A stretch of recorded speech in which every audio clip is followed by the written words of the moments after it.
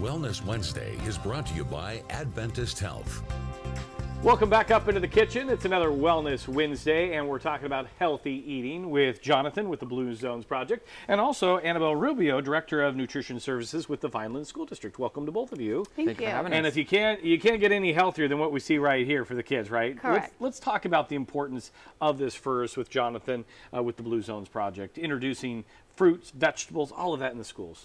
Absolutely. So I think in previous years, students have been notorious for, kind of just resorting to the hot Cheetos, the Takis, all the candy, the gummy bears, and the M&Ms. And I think it's time that we slowly start to transition them into healthier fruits and veggies, right? And what better way than to start incorporating into our school lunches, but then also, too, the importance of being able to actually take some time at home to be able to make these delicious snacks with them at the kitchen table. And it's all about making it inviting, that they want it. So how does a nutritionist kind of incorporate that? So what we're trying to do now in our district is that incorporate the foods that the kids actually like and eat at home, but we're trying to make it simple so that they could go home and say, hey, you know what, we had this for lunch today, let's try it at home. So this is something simple, it's hot, it's summer, and so what we wanted to do today was a fresh salad that the kids can actually eat and that they will like.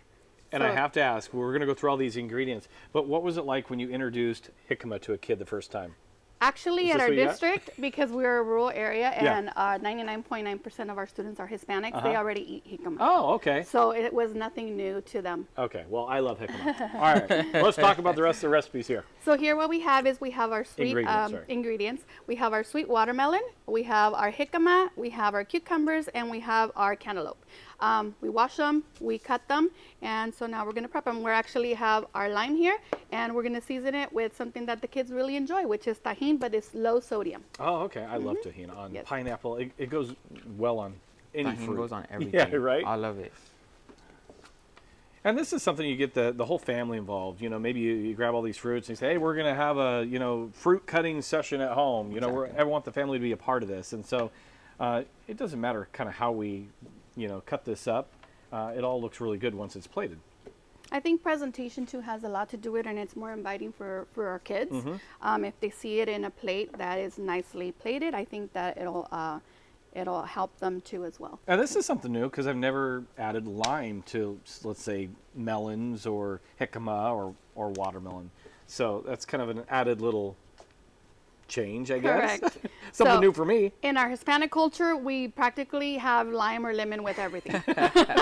So this is what it looks like. How beautiful is that? And Jonathan, with the Blue Zones Project, I know you guys have been really working hard with the school districts around Kern County, really to the importance of introducing this into the schools, and you guys continue to push forward. Absolutely, and we're super proud and we're super thankful for the partnership that we made with the Vineland School District, with Sunset Middle School and with Vineland Elementary, because they really took the pledge and that effort to begin prioritize health and well-being, right? I remember when I first spoke with the district, we were offering some students some candy as a reward, and instead of doing that, we started to substitute with pencils, with fidget spinners, with extra minutes in recess and stuff like that, right? And then one of the initiatives that we're working this upcoming school year is cooking demonstrations, right? So we're actually going to be working with the students themselves to teach them how to start using a knife, how to start using some utensils, how to start plating these meals, right? And how we can get creative with the different ingredients to be able to give it a twist to traditional salads like these, right? And I think that's so important because when I was a kid, I was in high school in the 90s,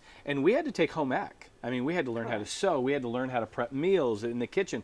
We don't have that anymore really in our schools. And so that's why I think it's so important to develop these skills with the kids, even though those programs may not exist anymore. Exactly.